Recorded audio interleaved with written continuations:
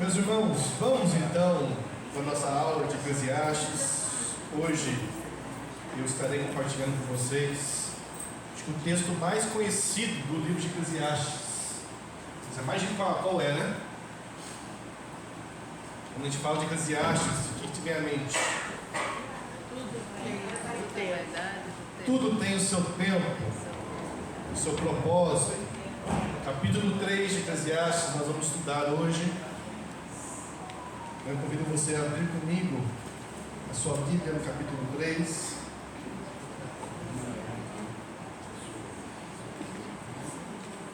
Semana passada eu estava lá embaixo com a sala de doutrinas, então eu não pude acompanhar aqui a aula do reverendo Nielson, mas eu gostaria de ouvir um pouquinho de vocês, o que vocês lembram rapidamente do que ele comentou semana passada, só para a gente fazer essa recapitulação e também estar mais sintonizado com vocês. Alguém gostaria de compartilhar o que lembra do que o Nielson falou semana passada?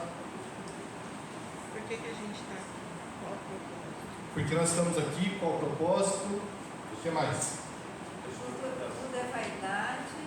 Tudo é vaidade. O que importa é estar com Deus. É? A estruturação do livro. Ele fez uma tradução sobre Eclesiastes. Sim. Véu É vaidade. é vaidade, né? Véu da mesma. Quem também tinha escrito, né? Entrou na questão das dúvidas, quem escreveu o livro, se é alguns que fizeram de Salomão mesmo, ou se é algum sábio que escreveu por ele. Pregador. Pregador, né? Pregador. Benção, gente. Vamos lá então ler Eclesiastes capítulo 3. Nós vamos estudar o capítulo 3 apenas hoje. Né? Semana passada o Nielson passou pelo capítulo 1 e 2 sobre a questão da vaidade. Diz assim a palavra de Deus: tudo tem o seu tempo determinado, e há tempo para todo propósito debaixo do céu.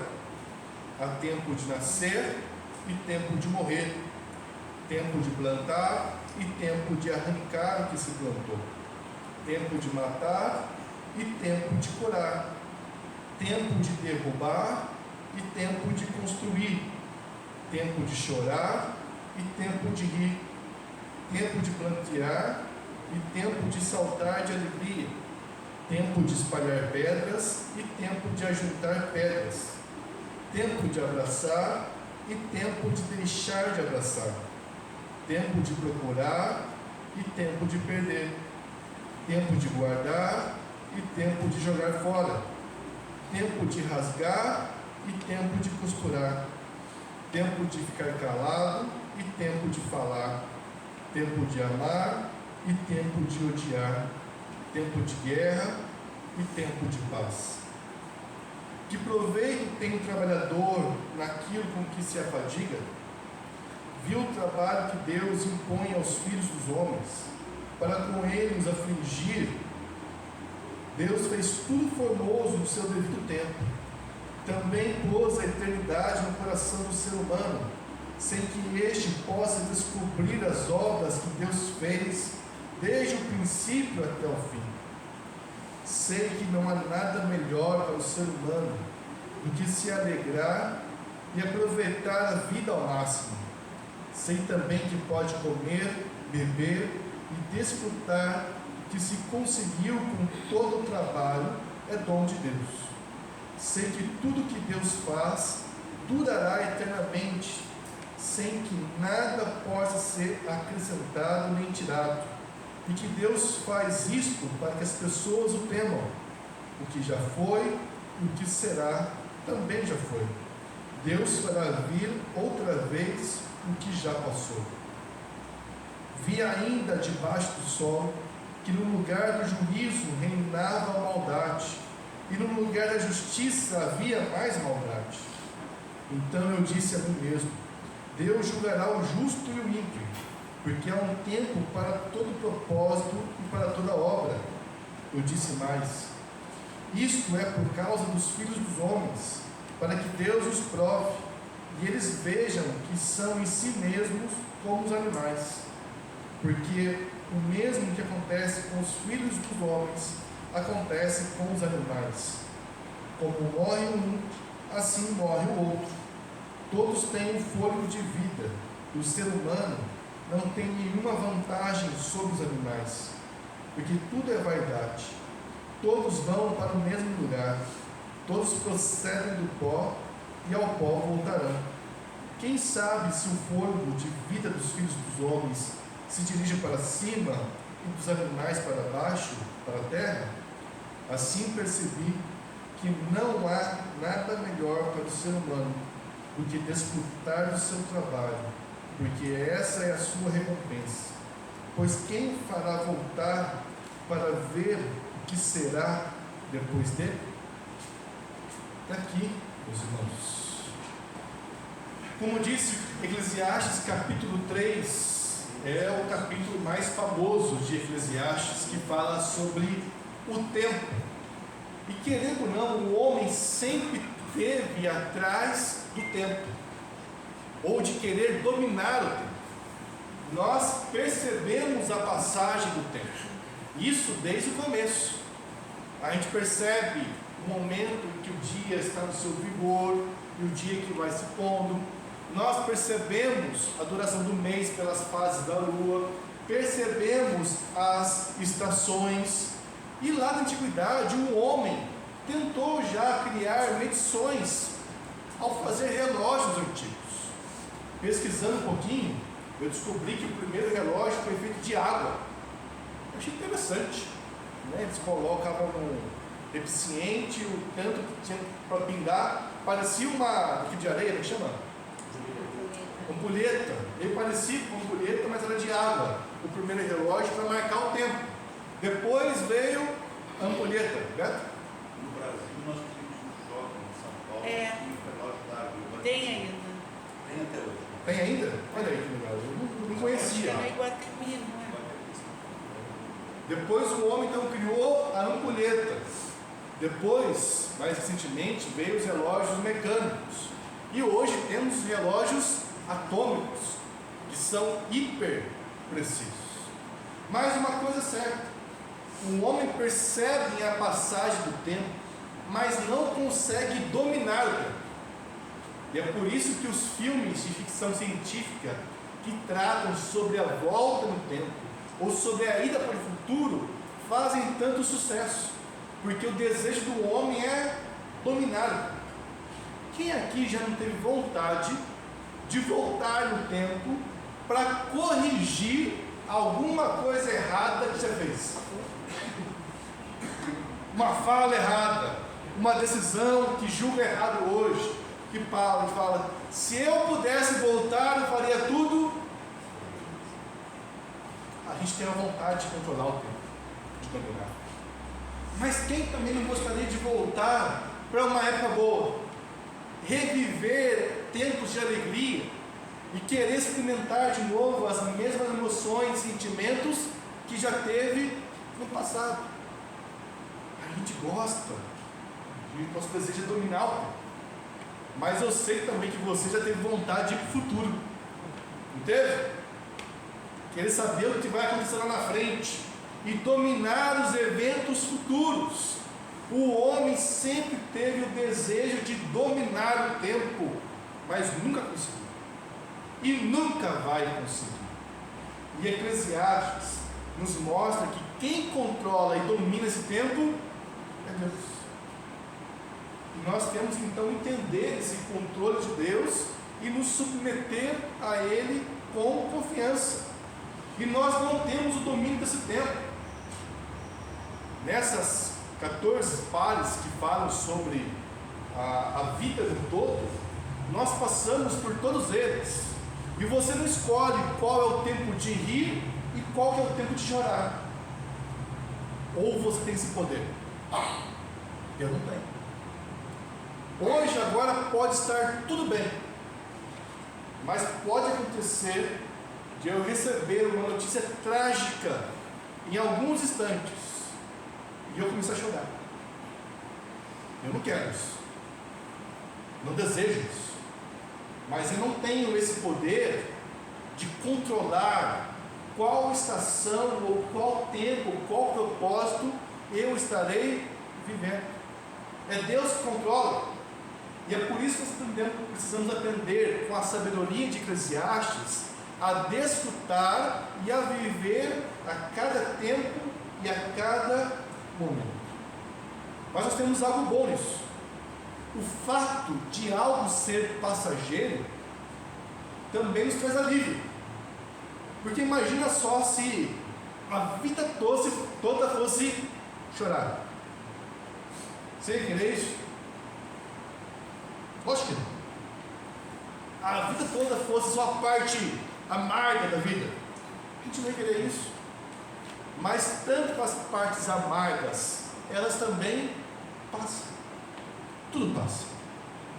Assim como as coisas boas também passam. E nós precisamos desfrutar e aprender a viver com cada uma delas.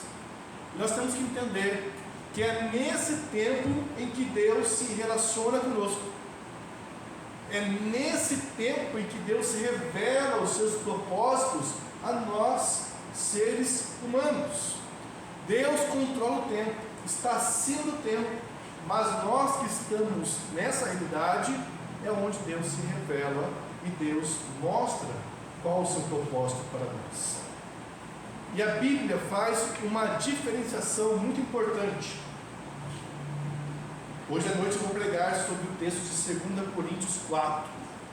E o último versículo do capítulo 4 fala algo importante que eu queria fazer uma pergunta para vocês. Vamos abrir lá, segundo o livro de Coríntios, ou segunda carta de Coríntios 4, versículo 18. Alguém poderia ler para mim, por favor? Não atentando nós nas coisas que se veem, mas nas que não se veem, porque as que se veem são temporais, e as que não se veem são eternas. Qual os dois tipos de tempo nós temos aí?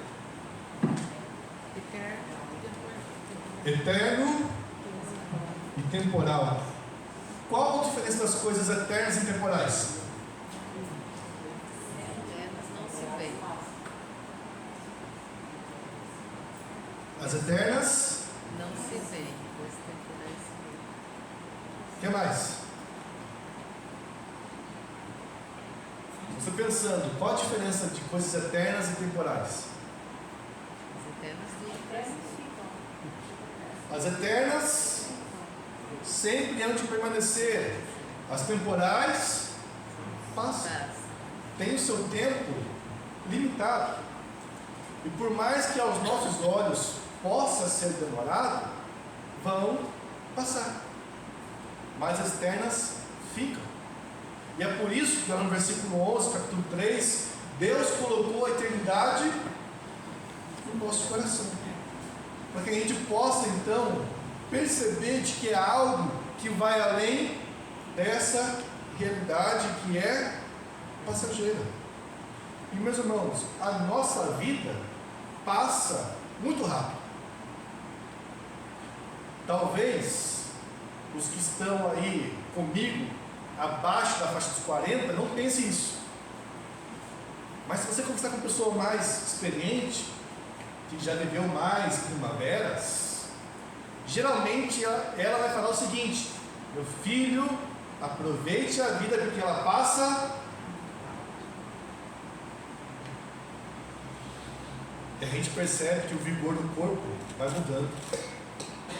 As forças já não são mais as mesmas. A memória começa a falhar.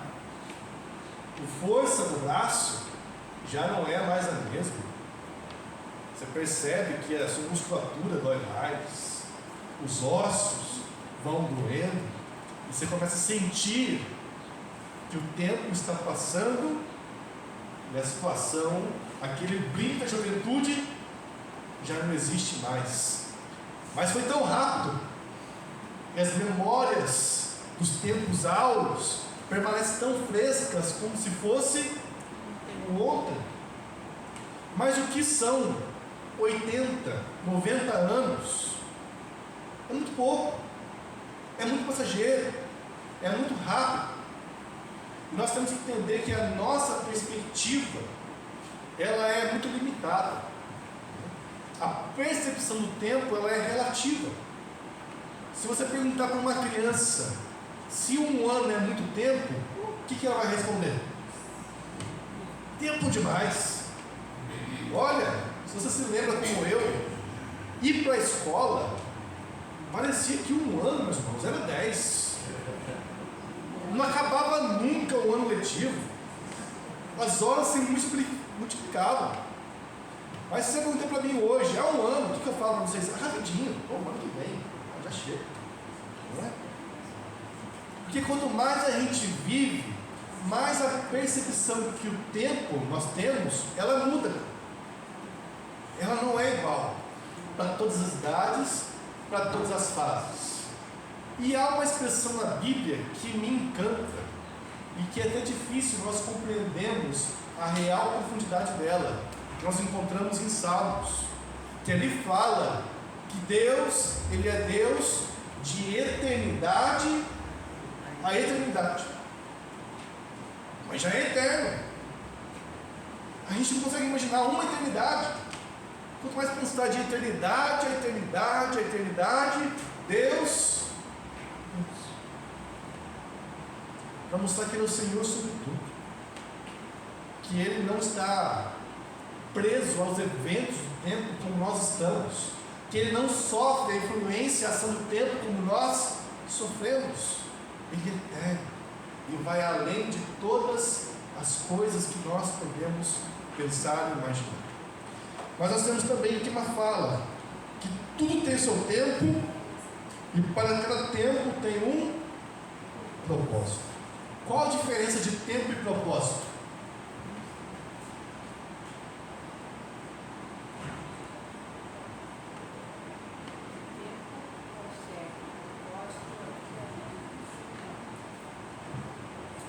O que é o tempo?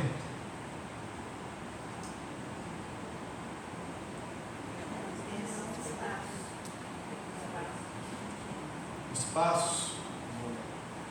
Vamos colocar o tempo como se fosse uma época, um espaço de dias ou de meses, um período em que um propósito vai realizar e acontecer. E esse tempo, ele não é determinado, ou seja, ele não é igual para todos, ele é variável. Deus tem um tempo para cada propósito. O propósito é a vontade, o desejo de Deus. Então, para aquilo que Deus quer fazer, quer realizar, Ele tem um tempo específico para aquela situação. E nós temos aqui então 14 pares de eventos ou épocas que abrangem a totalidade da vida. E é interessante que o Antigo Testamento, a escrita hebraica, elas usa às vezes a questão de pares para mostrar a totalidade. Por exemplo, nós vamos ver ali alguns textos que falam o homem, de todo homem e toda mulher, para mostrar que é todo ser humano, do menor até o maior. Você tem também assim os céus e a terra, ou o mar e a terra. Você tem esses conjuntos que vêm em pares para mostrar a totalidade da coisa. E aqui nós vemos também que vem em pares, 14 pares, para mostrar a totalidade da vida, que todos nós passamos por isso. Qual que é o primeiro par? E você passa por isso. Um já passou. E o segundo vai passar, com toda certeza, assim como eu. Nascer e morrer. Você escolheu o dia que você nasceu? Os pais podem até tentar escolher o dia que o filho vai nascer.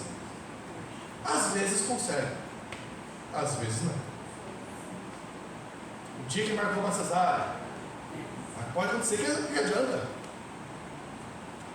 Ou o parto normal, os médicos falam, tal dia talvez nasça. Mas nem isso a gente controla. Você não controlou o dia que você nasceu. Tão pouco você controla o dia que você vai. Se você soubesse o dia que você iria morrer, eu tenho certeza que as suas atitudes seriam bem diferentes das que são hoje. É ou não é verdade? A gente acha que não vai morrer. Ou se a gente vai morrer, vai demorar ainda. Tanto de tempo. Hoje a gente deixou umas coisas meio bagunçadas, outras assim meio soltas. Eu lembro muito, né? Quando Isaías chega para o rei e fala: olha, coloque tuas coisas em ordem, porque certamente morrerás. Imagina receber uma notícia dessa. A gente sabe que esse é o que nos aguarda, mas a gente nunca imagina que a morte esteja próxima. Esse final de semana, 2 jovens perderam a vida na nossa cidade, de trânsito. Um acidente de moto lá na Graminha, uma tragédia, um jovem de 18 anos, né? E o outro depois, um músico saindo do show do trabalho, aqui no centro, teve também um acidente de trânsito e faleceu. Você acha que esse prêmio já vai morrer hoje? Nesse final de semana? A gente não sabe o dia da nossa vida e o dia da nossa morte, mas tem um tempo para cada um deles. Nós temos um segundo par, que é o plantar e arrancar o que se plantou. E aqui nós precisamos entender que são ações criativas e destrutivas. Por quê? Não é plantar e colher, é plantar e arrancar o que se plantou. Você está tirando aquilo que foi feito, você está meio que destruindo aquilo que foi construído. E nós passamos por fases que acontece isso. Às vezes não somos nós que destruímos, mas acontecem situações em que pessoas ou eventos destroem o que nós construímos. E aqui eu vou dar um exemplo genérico, né? Um evento natural, uma catástrofe natural, uma tempestade que destrói o telhado de sua casa, uma inundação. Você construiu algo, aconteceu algo que destruiu. Então, tem tempo para essas coisas. Terceiro par, matar e curar. Eu sei que talvez tenha traduções diferentes, eu estou usando pela NAA. Matar e curar. E aqui no matar não é o fôlego de vida, ou literalmente assassinar alguém. Mas o matar que está aqui é uma palavra hebraica que é usada em outros casos, que significa morrer algo específico do ser humano. Quer ver? Jó 5:2. Alguém pode ler para mim, por favor? Jó 5:2.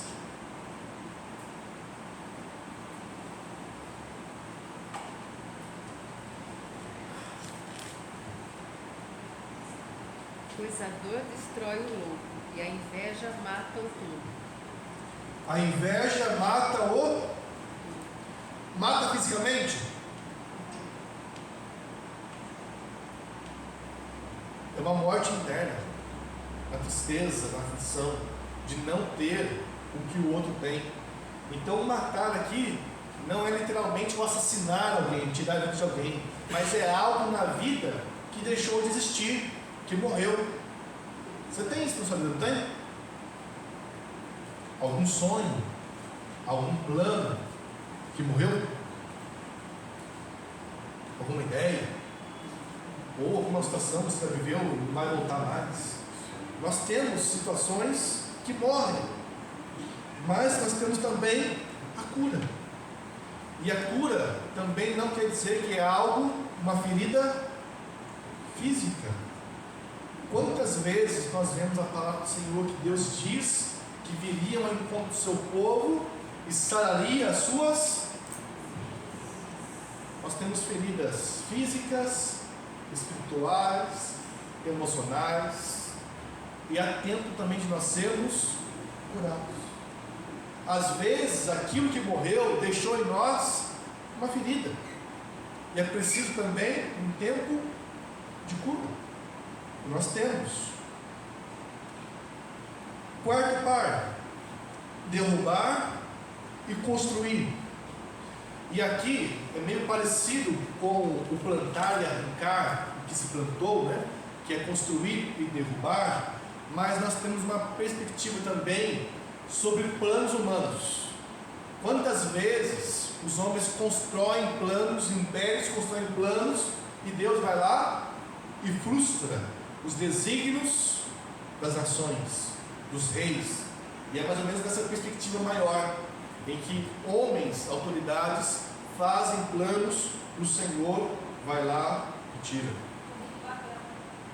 Torre de Babel, muito bem, Nina, muito obrigado pelo toque. Quinto par, chorar e rir, que é muito parecido com o sexto, plantear e saltar de alegria. E aqui, um dos comentários que eu li, que eu achei que foi a melhor descrição, ele coloca como chorar e rir, que são emoções que nós vivemos no particular ou com pessoas muito próximas. O plantear e o saltar de alegria são mais evidências dessas emoções que são percebidas em público. Nós planteamos no velório, onde muitas pessoas vão perceber. Mas quando a gente está saltando de alegria, que não aguenta, algo bom acontece, todo mundo percebe. É olhar na sua cara, você percebe, algo bom aconteceu, você está feliz. Então, nós vivemos emoções intensas, tanto no particular, mas elas também podem extrapolar de maneira pública. Sétimo, espalhar pedras e ajuntar pedras. O que vem à sua mente quando fala sobre isso?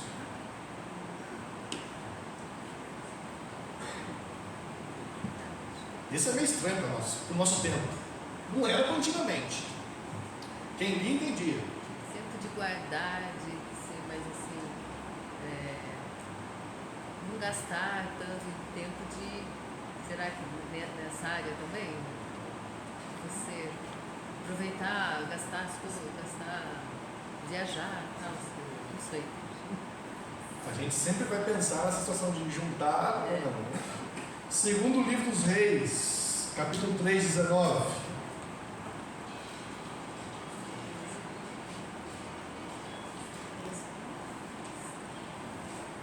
Alguém pode ler, por favor?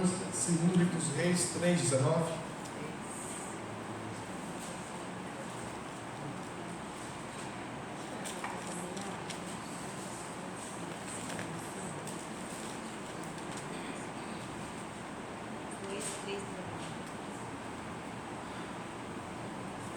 Vocês destruirão todas as suas cidades fortificadas e todas as suas cidades importantes. Derrubarão toda a árvore frutífera, taparão todas as fontes e encherão de pedras todas as terras de cultivo. O que fala aí em relação às plantas e às fontes? Eles vão fazer o quê? Cortarei. Encher de pedra. Era uma prática antiga encher de pedra as plantações e os poços, para que não ficasse utilizado. De uma outra maneira, nós podemos entender isso como o produtivo e o improdutivo. Quando um campo está cheio de pedras, ele está então improdutivo. E quando você junta essas pedras e retira, ele passa a ser então produtivo. Se um poço está cheio de pedras, está impossível tirar a água dele, está improdutivo. Se retira, você então passa a ser produtivo. Então há tempo de produzir e tempo de não produzir. E na nossa cultura hoje, nós temos uma mentalidade que nós temos que produzir todos os dias. 24 horas. Você tem que estar produzindo algo. É ou não é verdade? Uma pressão. E se você então não produz algo, você está sendo então ineficiente. Ou você não está gerando lucros como deveria gerar. Porque o tempo é, Dinheiro. se você não produz, e tem uma pressão para nós de que nós temos que viver a custa atrás do dinheiro, produzindo todo momento. Só que Deus tem um tempo para nós produzirmos e não produzirmos. E nós podemos resumir isso de maneira mais simples, mais direta. O tempo de produzir, nós temos 6 dias da semana para isso. Nós temos o 7º, que é para quê? O descanso. E aí nós temos que nos lembrar lá das aulas de Apocalipse, mais específico no capítulo 13, quando diz que bem-aventurado aqueles que morrem do Senhor, porque descansarão das suas obras. Vocês se lembram que nós falamos sobre descansar? O que é? Na cabeça de muitos, descansar é ociosidade. Eu estou em casa sem fazer nada, vendo Netflix, vendo um filme, estou descansando. Isso é uma parte do descanso. Mas o descanso bíblico, ele é contemplação. Contemplação da glória de Deus. Contemplar quem Deus é. E é por isso que o 7º dia é o dia do descanso, onde nós contemplamos o Criador. Contemplamos a sua glória, contemplamos a sua graça, e isso traz um renovo a toda a nossa vida, a nossa alma, ao nosso espírito, ao nosso físico. E aqueles que trocam o descanso de contemplar o Senhor pela ociosidade, muitas vezes vão perceber de que aquele tempo ocioso parece que não renovou as suas forças ou as suas energias. Sabe por que muita gente pensa que o céu é chato?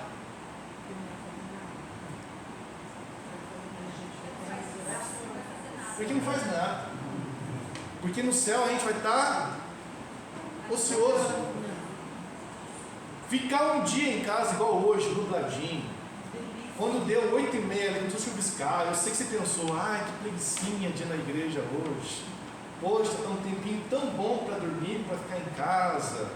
Talvez você vai pensar isso hoje à noite, falar, está chovendo, pastor. E no culto, tem todo domingo. Vou ficar em casa hoje, curtindo minha noite. E a gente acha que descanso é ficar ocioso. Fica aí 4 dias dessa maneira na sua casa. Você aguenta? Os comichões já começam a mexer dentro de você. Aquilo que é ocioso se transforma em tédio, em ansiedade. Na pandemia, quando a gente viu isso, você tinha que ficar na sua casa. O povo não via a hora de sair, de fazer algo diferente. E quando a gente fala de descanso, a gente sempre pensa que descanso é ser ocioso. E é por isso que a gente acha que o céu vai ser chato, tedioso. Porque a gente vai descansar um pouquinho lá e falar assim, Deus, não está meio sem graça isso aqui, né? Vamos agitar um pouquinho?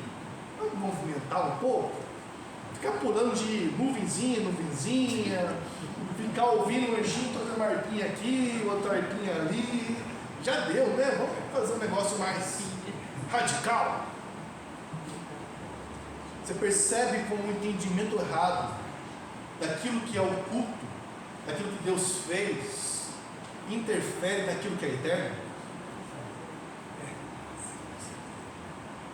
O temporal afeta e distorce a nossa visão do eterno.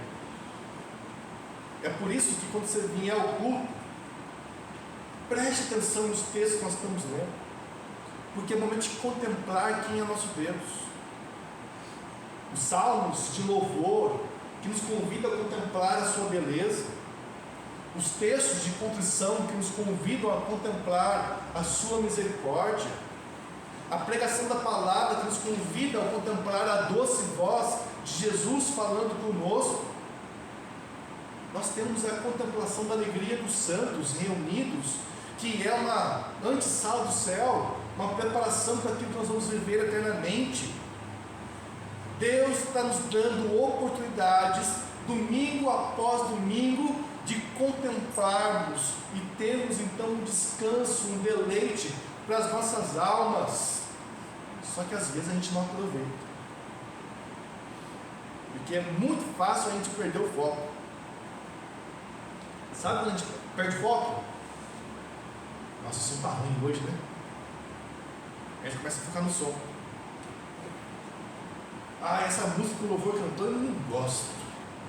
Esse ritmo não me agrada.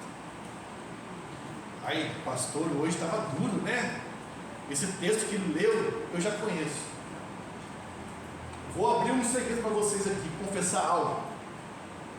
Sabe quais são os textos mais difíceis de pregar? Os que você mais conhece. Vou dar um exemplo recente.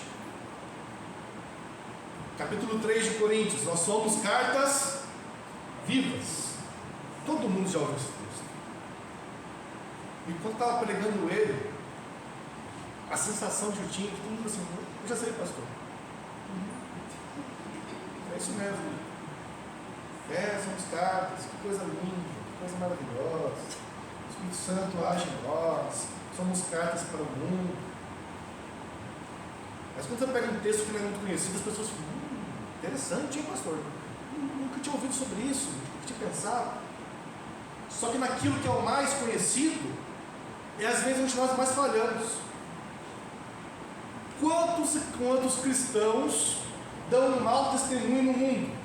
E em vez de serem cartas de alegria, são cartas de tristeza, de escândalo. Você já conhece.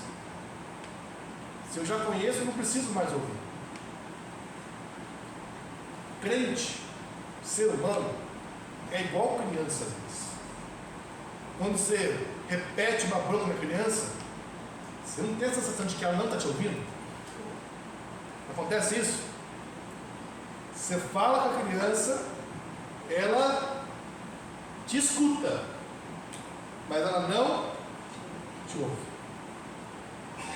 Tem muito texto que os crentes já conhecem, que eles escutam e não ouvem mais, porque eles já dizem que conhecem.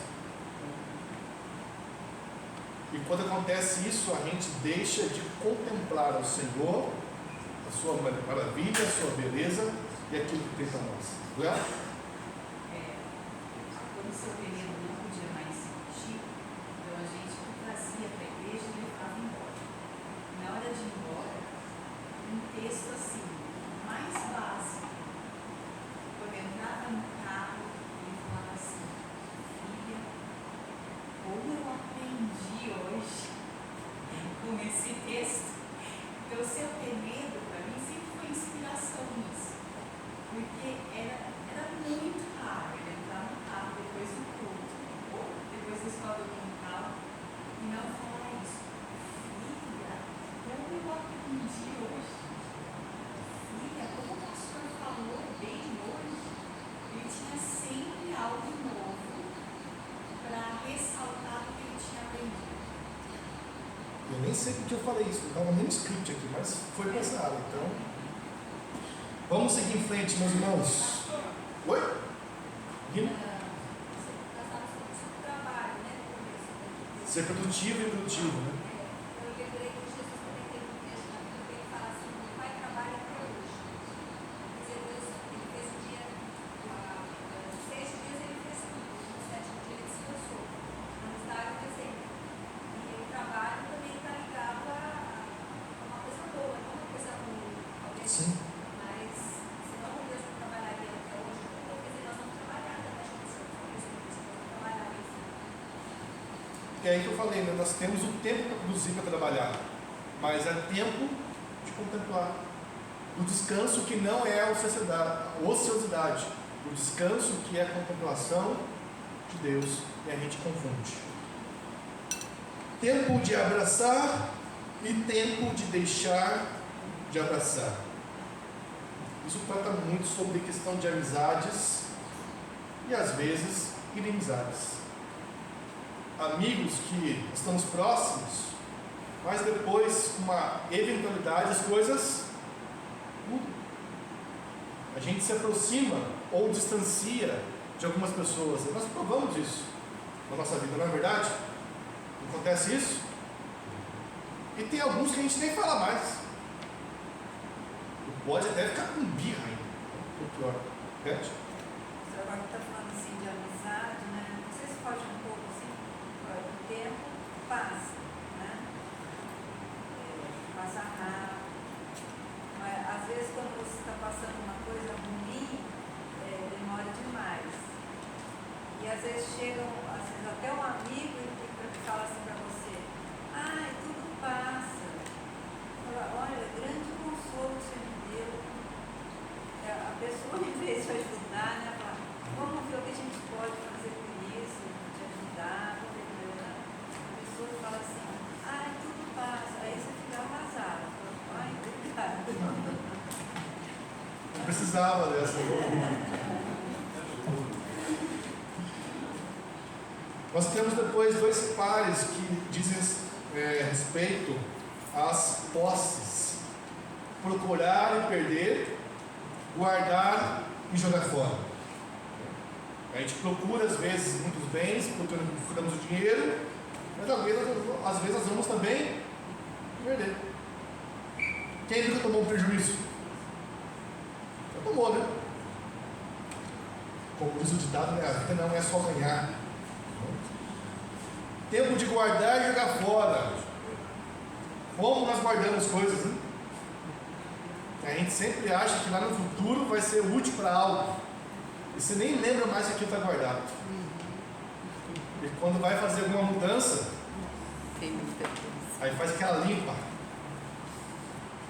Caminhão de coisas lá para mudança, para casa nova, e um outro caminhão vai para o entulho. De tanta coisa que a gente guarda, mas é tempo de guardar e tempo de jogar fora. Tempo de rasgar e tempo de costurar. O que você entende desse par?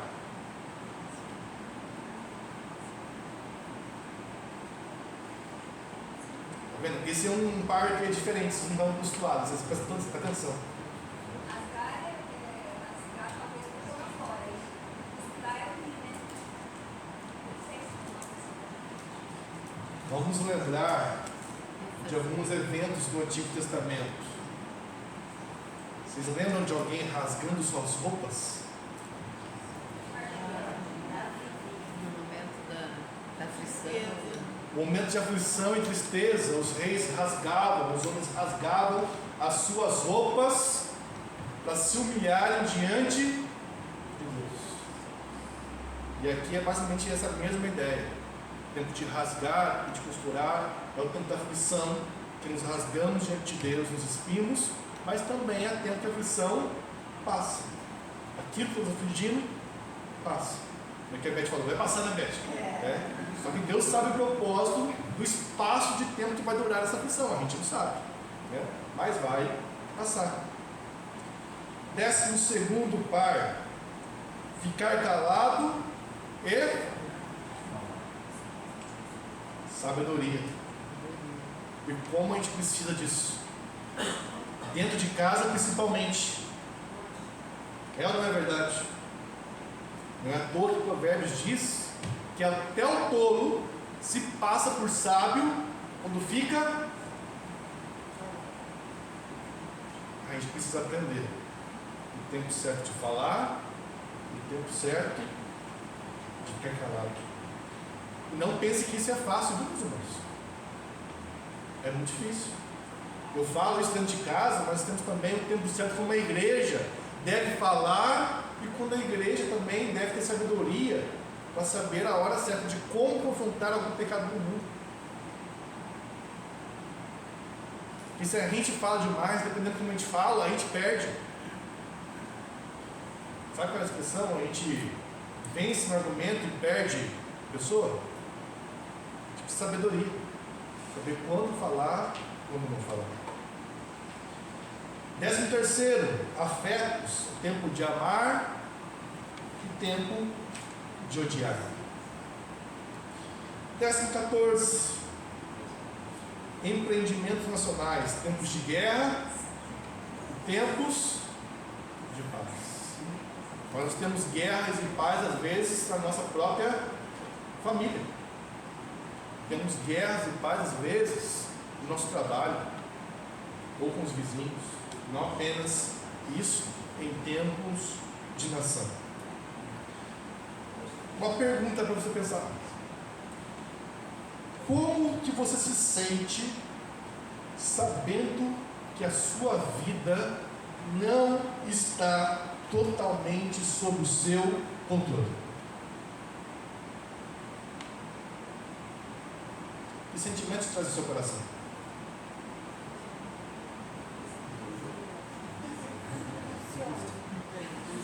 Angústia, insegurança. Ajuste, insegurança, ansiedade, O Rafa falou angústia. angústia. O que mais?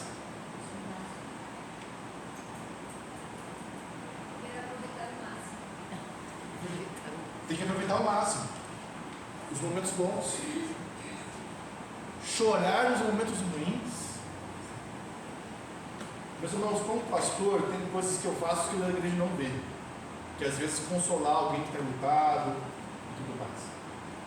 O tanto de pessoas que na época que a pessoa viveu o luto e chorar e ela não vive, o tanto de consequências que traz isso para ela no futuro, é um negócio incrível.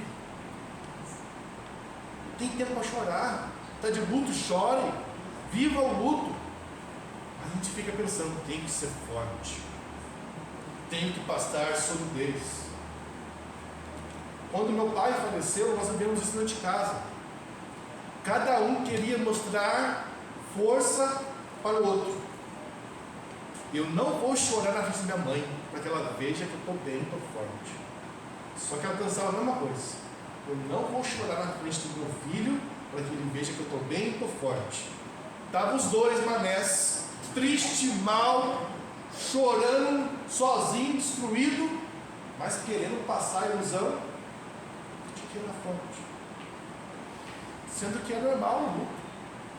Tem que chorar mesmo. E é um tempo para o luto. E é um tempo de orar juntos, de chorar juntos, de buscar juntos. Mas não, eu estou bem, mãe. Tranquilo. Está tudo sob controle. Quando chegava no meu quarto, a gente não sabe viver os momentos de dores em família. É difícil falar isso. Porque o tempo de dor nos ensina. Mas a gente tem medo. Porque a dor revela situações no nosso coração que a gente não quer expor para ninguém. Nem para os de casa. É ou não é verdade? Como é difícil. A alegria é fácil. Mas na dor a gente quer se fechar. A gente quer. Alguém levantou a mão, viu? Quando o Jonatas estava para ir embora, ele ficou um mês em casa. Aí na última semana, eu estava super triste, né? Porque ele ia embora, ele estava namorando também, tinha quase certeza que ele ia ficar por lá. E ele também, só que a gente ficou assim, meio perto dele, assim, um clima mais ou menos em silêncio. Mas lá no fundo, ele não gostava de ficar mordando, mas estava com aquilo, né? Aí, teve um dia que ele foi deitar, eu não tenho vontade de chorar, mas também falei, vou fazer isso, porque ele vai ficar mais triste de ir embora, né? E a gente, ele estava aqui, assim, aí quando chegou no sábado de manhã, que era o dia da gente ir para o aeroporto, aí ele chegou e falou assim, mãe, se você quiser, eu não vou mais. Você já estava namorando a mim, eu largo tudo, eu fico aqui. Ele também estava arrasado. Eu falei, imagina, você tem história de ele, foi uma choradeira, sabe? Mas depois eu vi as fotos do aeroporto dele, nossa, eu vi como o nosso rosto estava bonito apesar da tristeza. Então eu louvei a Deus, sabe? E era a vontade de Deus, Deus sabe de todas as coisas, o que vai acontecer, o que vai. E até hoje eu tenho essa postura, sabe? Embora eu seja super pensativa, poxa, se eu tivesse mas é a vontade de Deus, Deus faz essas coisas. Sim. E é por isso que eu quero retornar, para a gente caminhar já para o encerramento da aula, quando eu fiz essa pergunta, como que você se sente sabendo que você não está sob o controle da sua vida? Os sentimentos que vieram aqui não foram sentimentos de, poxa, né? Ansiedade, aflição, angústia. Quem está no controle da nossa vida? O que nós precisamos aprender é a confiar naquele que controla nossas vidas, naquele que é eterno, que é o Todo-Poderoso e que não há nada que seja difícil para Ele fazer. E olha, é bem melhor de que Deus esteja no controle das nossas vidas do que a gente mesmo. Porque o script que nós iríamos escrever para nós seria totalmente diferente do roteiro que Deus está escrevendo. É a mesma coisa que você deixar uma criança de 8 anos se alimentar sozinha. Ela vai ter uma alimentação saudável.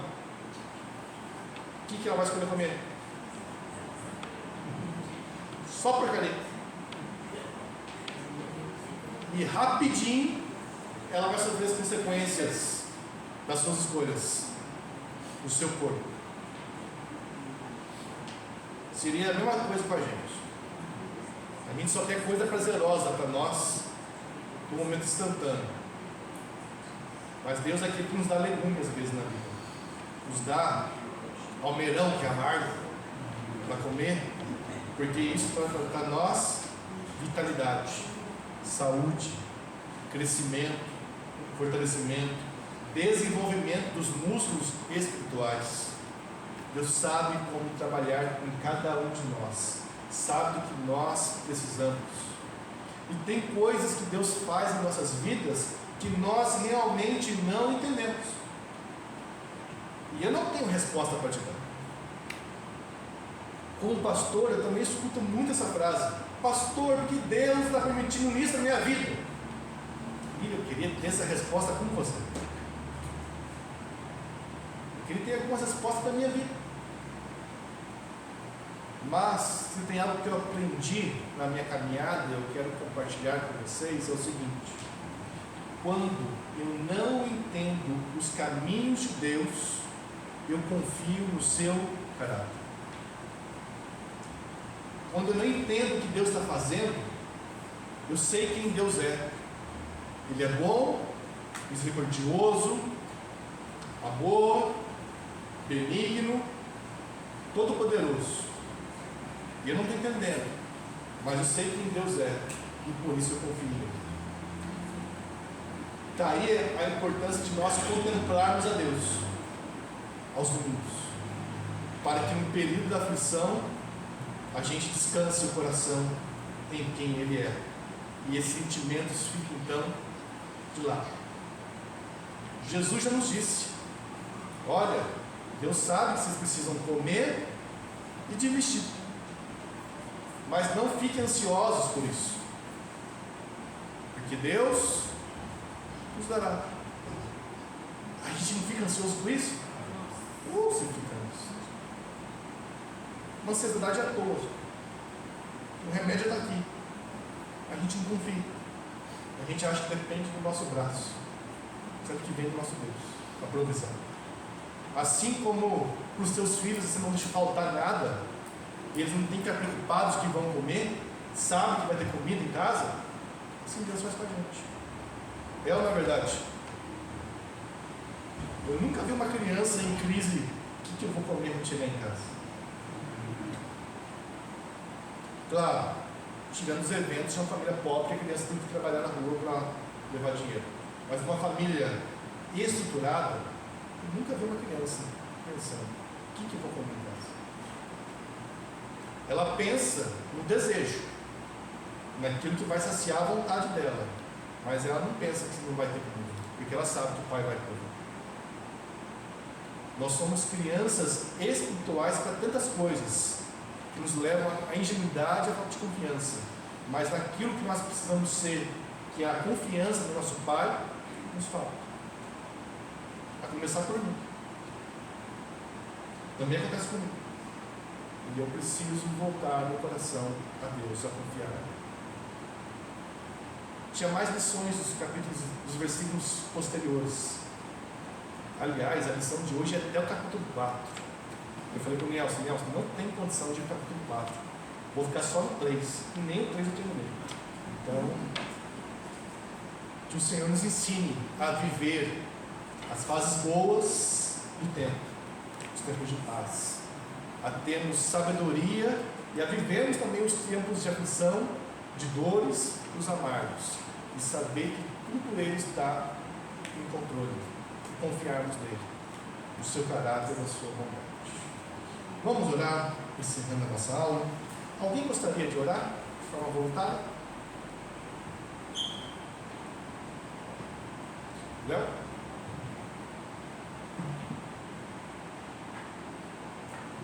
Querido Deus, nós te agradecemos, Pai, porque o Senhor nos trouxe à sua casa nessa manhã gostosa, limpa. Nós queremos te agradecer, Pai, pela palavra que foi explanada e nós pudemos conhecer um pouco mais do Senhor. Pai, nós sabemos que como pessoas e como igreja nós somos falhos, pecadores, pequenos. Nós nos angustiamos, nos frustramos, nos entristecemos, mas, Pai, como é bom saber que o Senhor é quem tem a soberania, o Senhor é quem tem o poder, o Senhor é quem tem a nossa história nas suas mãos. E, Pai, acima de tudo, nós te agradecemos, porque esse Deus poderoso, perfeito, santo, Criador dos céus e da terra, Pai, dono do nosso tempo e do tempo do mundo, é um Deus que se inclina, que ouve as nossas orações, nos socorre, nos guarda e nos ajuda, Pai, dia após dia a sermos mais parecidos contigo, com Cristo. E é em nome de Jesus que oramos, agradecidos por esse tempo na tua presença, Pai, nesse dia. Por favor, Pai, renova-nos com a tua força, com a tua graça e nos traz de volta para o culto, para que possamos, no dia do Senhor, ouvir mais e aprender mais de quem o Senhor é e de quem nós somos. Em nome de Jesus que oramos. Amém. Deus abençoe, meus irmãos. Até a noite, se Deus quiser.